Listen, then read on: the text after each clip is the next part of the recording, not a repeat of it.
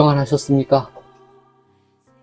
오늘부터 제가 여러분에게 말씀했던 것과 같이 우리 학술원에서 공부했던 그 내용들을 한 주제씩 이렇게 나누어서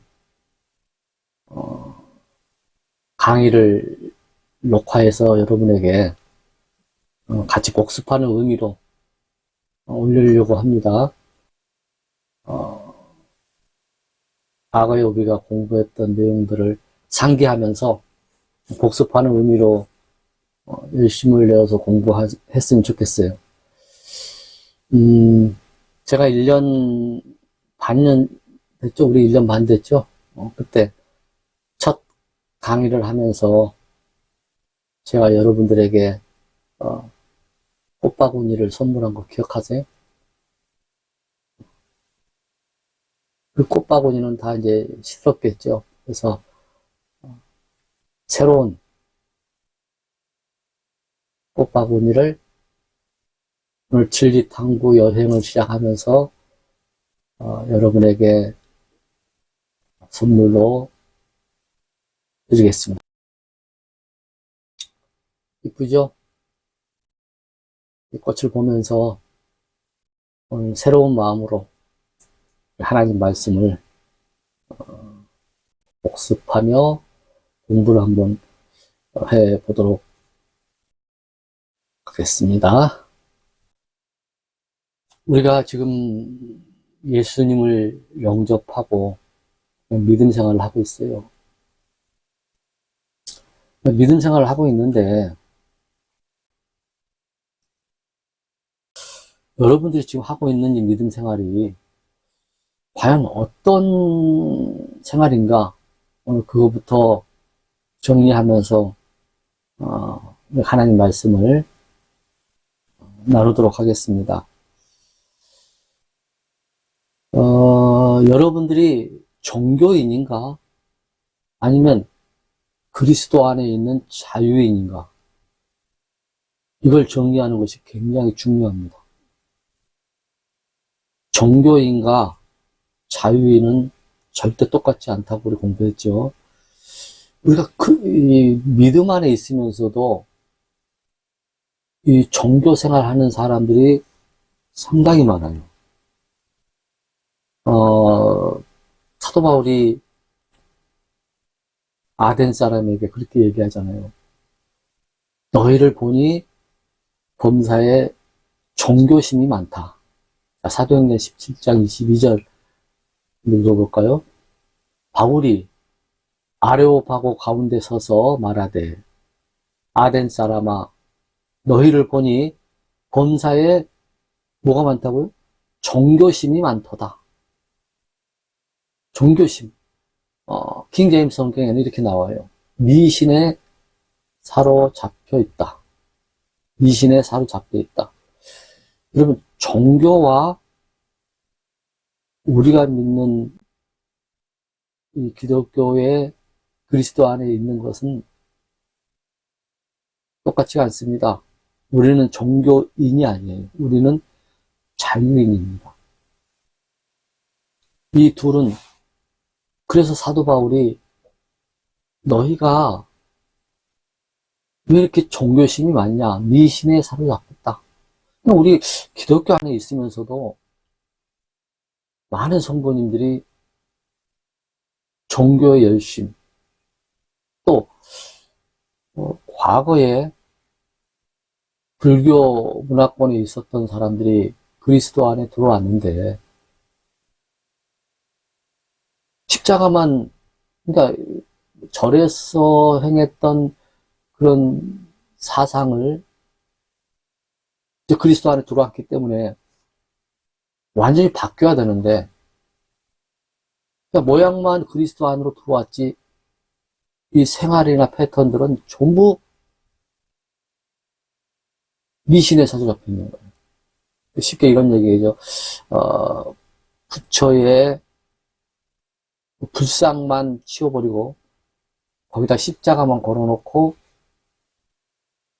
행동이나 이런 습관들은 과거에 젖어 있었던 종교생활, 미신, 이런 생활을 똑같이 하고 있단 말이에요. 여러분, 우리 그리스도 안에 있다는 것은 굉장히 중요한 겁니다. 그러니까 종교심이 뭐고 미신이 뭔가는 정리를 하자면은 지켜야 할 법 같은 거, 법칙 이런 것을 잔뜩 만들어 놓고 그걸 지키면 복 받는다. 이건 종교예요. 이건 미신이에요. 여러분, 뭘 잔뜩 만들어 놓은 법칙들 잘 지켜집니까? 우리는 절대 잘 못 지켜요. 또 지도자들도, 목사님들도 자기도 못 지키면서 많은 성도들에게 그걸 지키면 복 받는다고 얘기를 합니다. 잘 못 지키면 벌 받는다고 그러고. 여러분, 이것이 종교예요. 이것이 미신이에요. 여러분, 종교와 미신, 이것은 이 사람들을 굉장히 숨 막히게 해요. 숨이 턱턱 막히죠, 믿음 생활. 여러분, 교회, 우리 그리스도 안에 있으면서도 새벽 예배 안 나가면은, 하나님이 벌을 주고, 뭘 안 하면 뭐 어떡하고, 이런 것에 매여서 숨을 막히게 해요. 이것은 그리스도 안에 있다고 그러지만 결국은 뭐예요? 종교, 미신입니다. 우리는 진리 안에 있는 사람이에요. 진리 안에 있는 사람들은 자유로워야 돼요. 그렇다고 해서 예배도 마음대로 드리고 이런 얘기는 아닙니다. 자유에는 책임이 따르잖아요. 근데 이 자유라는 의미를 여러분 깊게 잘 생각해야 됩니다. 사도 바울이 아덴 사람들에게 얘기했던 너희가 너무 미신에 사로잡혔다. 종교심이 뛰어나다. 이건 뭐예요? 곧 너희가 그리스도 안에 있으면서도 너무 숨막히게 산다. 그런데 진리 안에 있으면 자유로워야 된다. 왜 그러죠? 진리가 뭐길래? 진리가 뭡니까?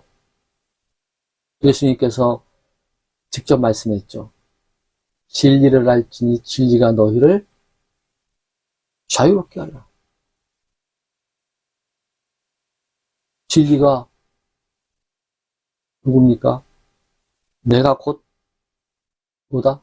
길이요, 진리요, 생명입니다. 예수님께서 진리예요.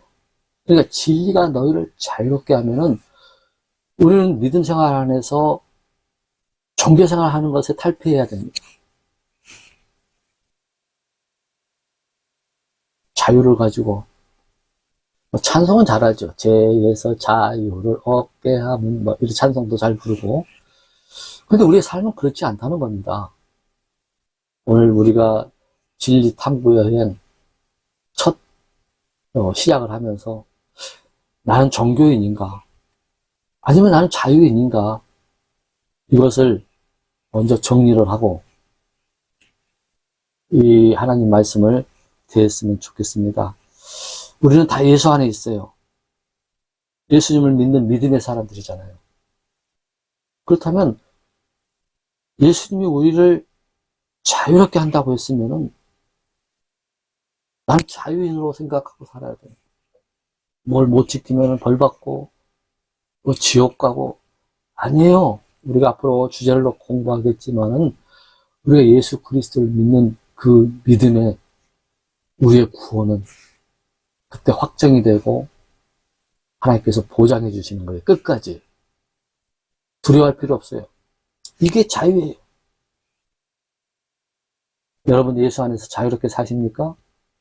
자유롭게 사시고 또 여러분들 자유롭게 여러분들의 맡겨진 양무리들에게 가르치는 여러분 되시기 바랍니다. 그래서 우리는 종교 생활을 꽤 부수는 그런 시작을 해야 돼요.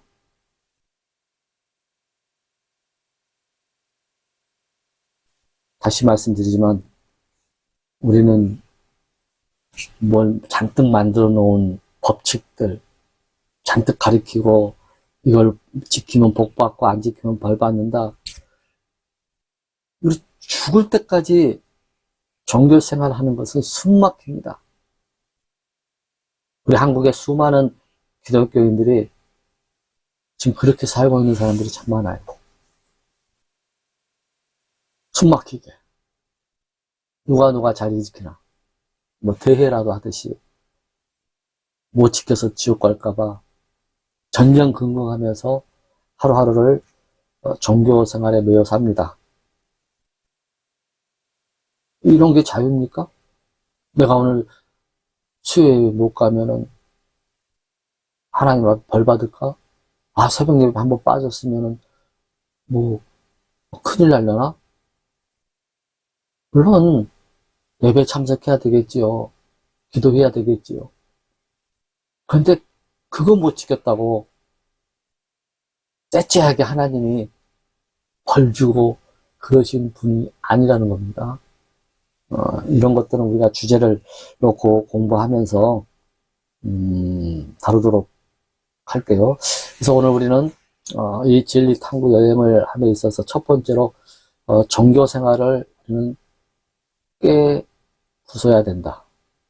좀 말이 좀 억양이 세지만은 이 종교 생활 꽤 부수기를 먼저 시작해야 돼요.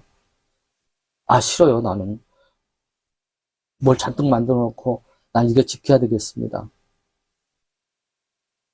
내가 하나님 말씀에 지키려고 막 몸부림치, 물론 아까도 말씀드렸지만은 하나님 말씀을 지켜야 되겠죠. 근데 제가 말하는 의미를 잘 새기시기 바랍니다. 그거 못 지키면은 하나님 앞에 벌 받고 뭐 이런 두려움 속에 살아가는 걸 얘기하는 거예요. 무엇에 묶여 살지 말라는 겁니다. 그런데 나는 그래도 그렇지, 나는 그런 묶임의 생활을 하고 싶습니다. 그럼 그렇게 사셔야죠. 그것도 자유니까 그렇게 하십시오. 그러나 오늘 이 시작하는 진리탐구 여행에는 여러분들이 정말 자유의 세계로 들어가셔야 돼요. 예수님께서 분명히 말씀했어요. 내가 곧 길이요 진리요 생명. 내가 진리다. 그러니까 진리가 너희를 자유롭게 할 것이다. 오늘 우리가 이제 강의를 들어가는데 그동안 저와 여러분들이 알고 있었던 그런 생각과 지식과 성경의 지식이 엄청난 충돌이 일어날 수 있다고 제가 말씀드립니다. 그러나 무조건 제 강의에 그냥 믿으시고 받아들이라는 얘기 저는 안 합니다. 그냥 믿으세요. 이거 맹신이잖아요. 그죠? 여러분들 이 강의에 분명히 여러 번 하셔야 할 것이 뭐냐면 확인하고 따져봐야 돼요. 뭘로? 성경으로. 제가 얘기하는 이 성경 내용들을 확인하고 따져보지도 않고 우리 목사님은 믿을만해. 여러분 사람 믿지 마십시오. 저도 사람입니다. 사람은 다 거짓되되 하나님만 진실합니다. 그렇기 때문에 제가 여기서 여러분들에게 강의하는 이 강의가 아무리 저를 신뢰한다 할지라도 하나님 말씀이 선포되어질 때는 확인하고 따져봐야 돼요.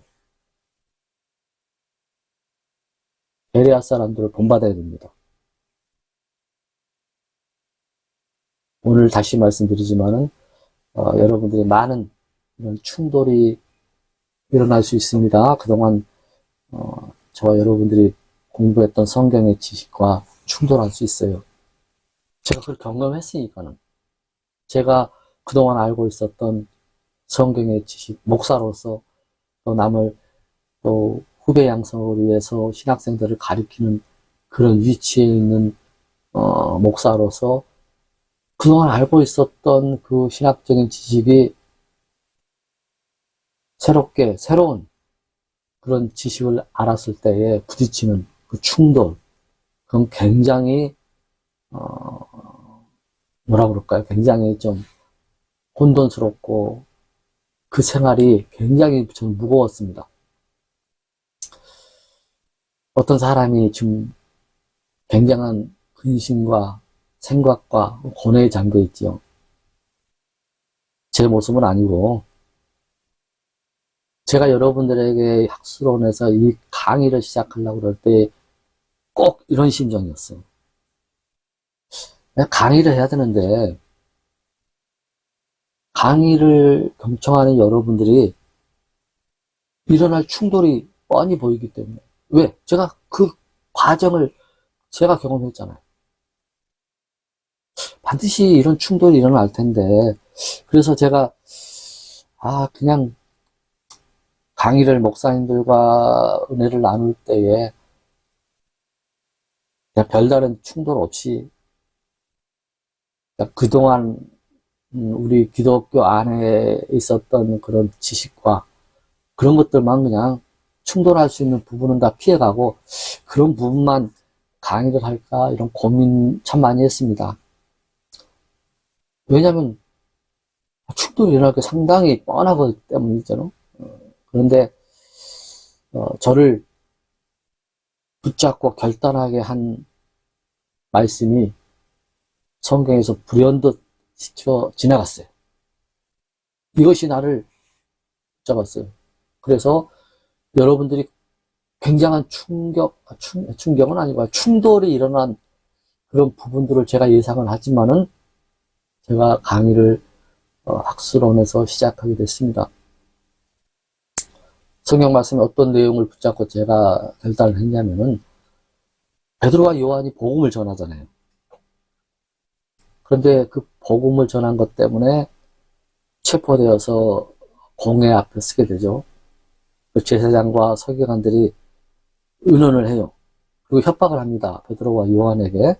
그 협박의 내용이 뭐냐면은 사도행전 4장 17절이에요. 한번 읽어볼까요? 지금 이 내용은 베드로와 요한이 복음을 전하다가 붙잡혀서 공회 앞에 서서 지금 이 제사장과 서기관들이 지금 베드로와 요한에게 협박하는 내용입니다. 한번 읽어볼까요? 다만 그 일이 백성들 가운데 더 널리 퍼지지 못하도록 우리가 그들을 엄히 위협하여 그들이 이제부터는 이 이름으로 아무에게도 말하지 못하게 하자고 그들을 불러 그들이 누구죠? 베드로와 요한이에요.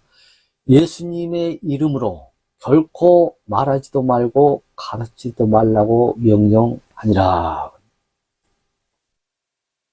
예수님의 이름 얘기하지 마라. 이렇게 협박을 하죠. 그때 베드로와 요한의 답변이 뭐죠? 이 답변 내용 때문에 제가 많은 사람과 충돌이 여러분과 충돌이 일어날지라도 나는 제가 알았던 제가 주관적으로 주장하는 이 내용들을 말하지 아니할 수 없다. 그 말씀이 19절 20절입니다. 그러나 베드로와 요한이 그들에게 응답하여 이르되 너희 말을 듣는 것이 하나님의 말씀을 듣는 것보다 하나님의 눈앞에서 옳은지 너희가 판단하라. 우리가 보고 들은 것들을 말할 수밖에 없노라. 우리는 너희의 협박에 굴복하지 않는다. 우리가 예수님을 보고 예수님이 말씀하신 것들을 보고 들은 것을 말할 수밖에 없다. 왜? 그게 진리이기 때문에. 제가 그런 마음으로 여러분에게 1년 전에 이 강의를 시작했어요. 나는 보고 들은 것을 말하지 아니할 수 없다. 아주 다짐을 했습니다. 이게 제 심정이었어요. 왜냐면은 제가 지금 트라우마가 좀 있어요. 제가 과거에 그 지옥 있잖아요. 불신자들이 가는 지옥. 이 지옥 위치가 성경에는 이렇게 분명히 기록되어 있습니다. 그런데 제가 성경을 보여주면서 세미나를 제가 목사님들 과거에 우리 개혁교 다녔을 때 목사님들 앞에서 세미나를 했을 때에 많은 목사님들과 부딪히고 충돌했던 부분이 뭐냐면은 뭐 지옥의 위치를 여러분 어떻게 우리가 믿음 생활하면서 그 누가 지옥의 위치가 어디 있고 뭐 이런 거 가르쳐 줍니까? 잘 안 가르쳐 줬잖아요. 이런 게 부딪히단 말이에요. 그래서 그런 것 때문에 아예 그냥 이런 얘기는 해봐야 서로 충돌이 일어나기 때문에 넘어갈까 했지만은 근데 과거에 그런 생각이 자꾸 나는 거예요. 그래서 여러분들에게 강의할 때도 이런 부분은 피해가 버릴까 하다가도 아니야. 나는 보고 들은 것. 내가 하나님의 말씀을 공부하고 하나님께서 가르쳐 주는 부분, 이 부분은 난 말하지 아니할 수 없다. 그래서 학술원을 열게 되었고 여러분들과 한 1년 반 정도의 시간을 두고 우리가 공부를 했잖아요. 그때 과거에 그 목사님들과의 그 부딪힘이 간단한 것도 있어요. 뭐 오늘날에도 가게 흐르는 저주, 많은 목사님들이 이 부분을 주장하잖아요. 오늘날에도 내 조상이 지은 죄 때문에 우리 후손들이 그거에 대한 대가를 지불한다. 그게 뭐예요? 가게에 흐르는 저주. 이걸 끊어야 된다고 주장하는 대부분의 목사님들이 그렇게 주장하고 있어요. 근데 성경은 그게 아니거든요. 아까도 얘기했지만 자유. 이 부분은 성경으로 증명을 앞으로 하겠지만은 물론 보세요. 구약 시대에 내 죄로 인해서 그 죄값이 자식에게까지 전달되어지는 경우가 당연한 겁니다. 그건 당연히 있었습니다. 예를 들어서 다윗이 밧세바와 간음을 하잖아요. 그래서 이제 임신이 되어지고 애를 낳게 되죠. 하나님 가만히 뒀겠습니까? 나단 대언자가 다윗에게 책망하고 다윗은 제가 죄인입니다. 그래서 심상이 젖도록 회개하죠. 그게 이제 시편 51편 전체 내용이 다윗의 그 회개 내용이죠. 그때 하나님께서 그 다윗의 그 회개하는 그 모습으로 인해서 용서를 해주시잖아요. 그죠? 그런데 그에 대한 죄값을 지불합니다. 뭐였죠? 아들의 죽음이죠. 이게 뭐냐면 율법의 저주예요. 이는 이, 눈은 눈.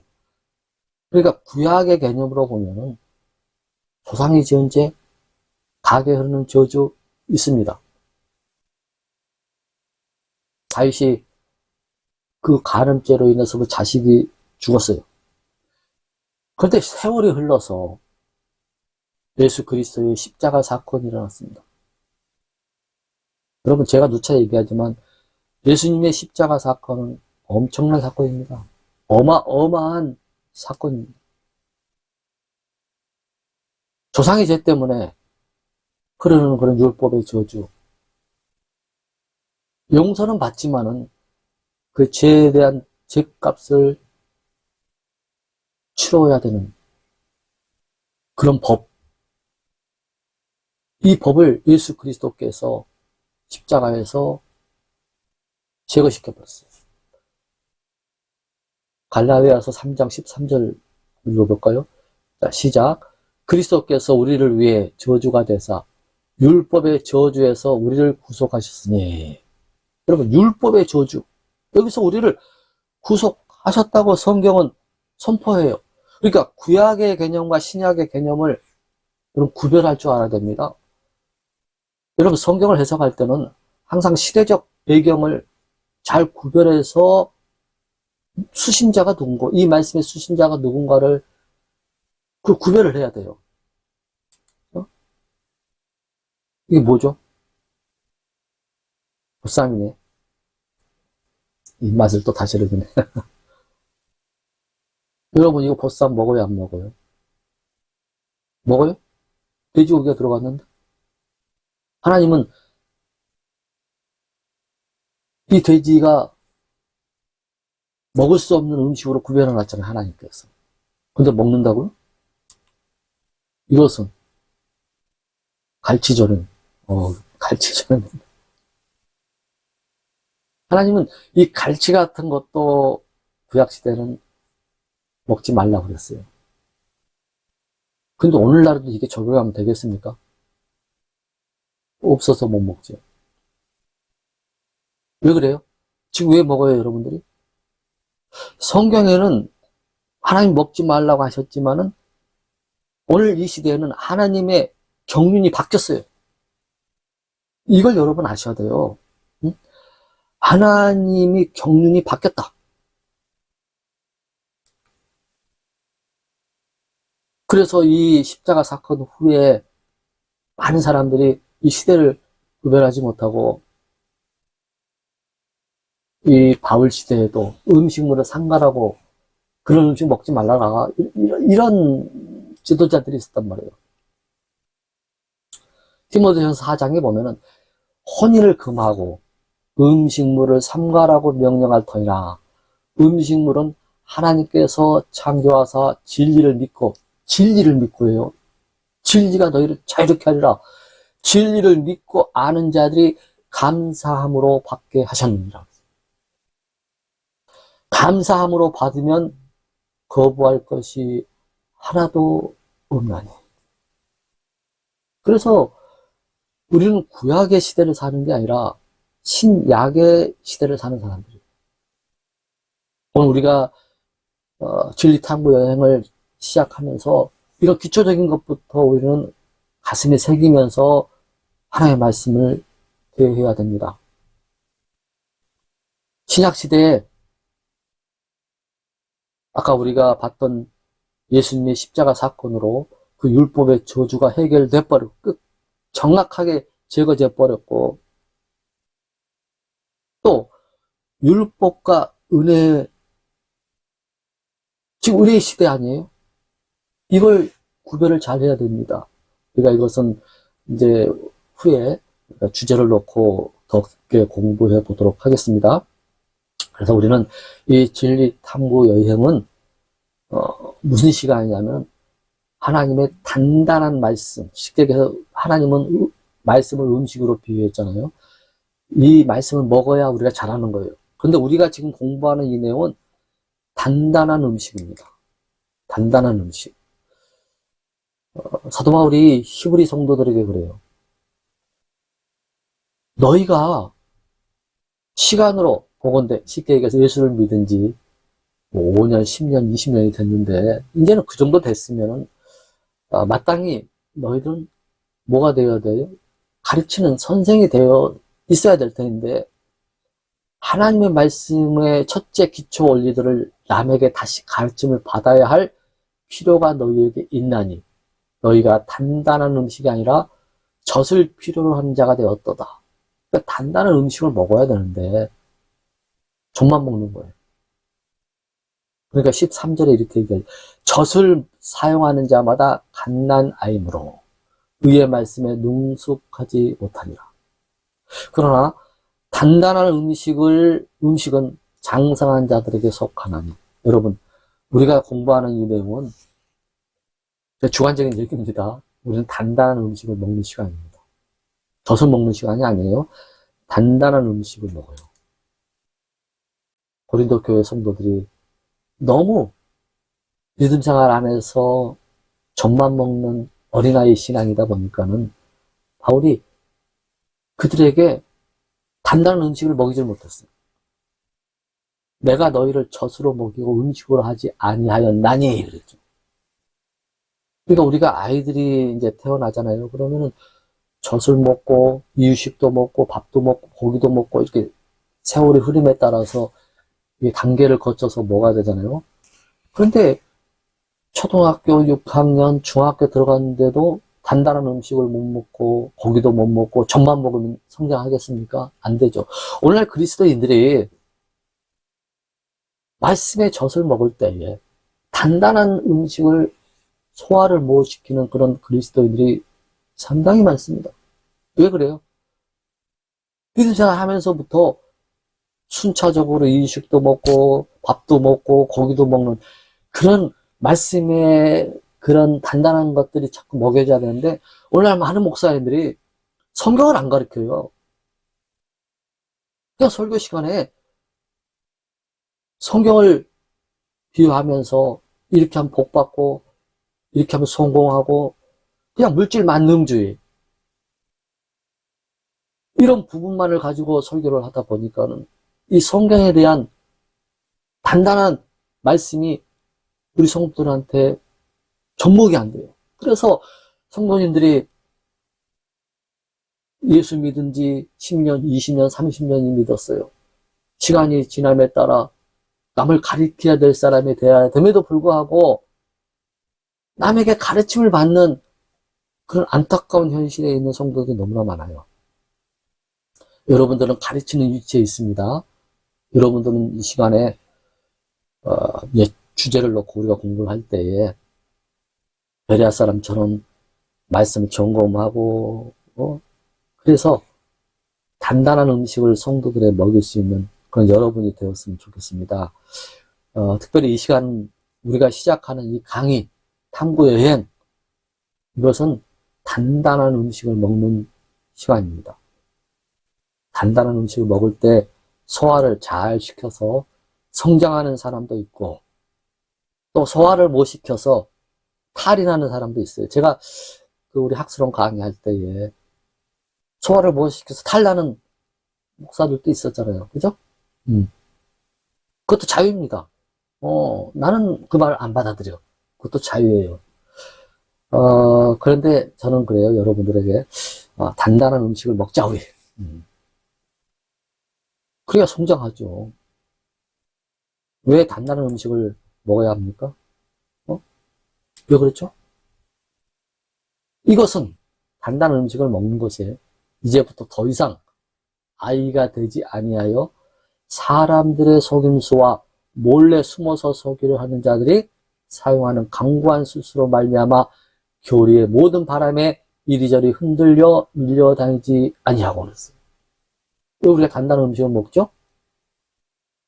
아이가 되지 않아야 돼요. 아이가 되면은 이단 사상, 철학, 이상한 철학과 속임수가 몰래 여러분 들어와서 여러분들을 이끌고 가버린단 말이에요. 그러니까 이런 교리의 바람에 흔들리지 않기 위해서 우리는 단단한 음식을 먹어야 돼요. 여러분들이 이것을 명심하시길 바랍니다. 교리의 모든 바람에 이리저리 흔들려 밀려다니지 아니하기 위해서는 우리가 단단한 말씀의 음식을 먹어야 됩니다. 그러니까 이 사도 바울은 굉장히 이 부분에 대해서 강조를 참 많이 했습니다. 디모데전서 우리가 4장 잘 아는 말씀인데 우리 한번 찾아보겠습니다. 디모데전서 4장 1절부터 보면은 제가 시간을 두지도 않고 막 성경 구절이 화면에 띄어졌다고 그래서 막 그냥 가는 것 같은데 여러분들은 성경을 좀 찾아보셔야 됩니다. 그리고 여기에 띄어진 성경은 개역 성경과 킹 제임스 성경을 두 가지를 제가 나누어서 해요. 그러나 거의 99%는 킹 제임스 성경으로 제가 여기에 띄웁니다. 성경에 대해서는 다음 주부터 성경 문제에 대해서 공부를 하기로 하고요. 디모데전서 4장에 보면은 바울이 마지막 때에 대해서 얘기를 했어요. 4장 1절 한번 볼까요? 이제 성령께서 분명히 말씀하시기를 마지막 때에 어떤 사람들이 믿음에서 떠나 유혹하는 영들과 마귀들의 교리들의 주의를 기울이라. 마귀들의 교리에 자꾸 귀를 기울여요. 왜 그래요, 아까? 왜 그랬다고 그랬죠?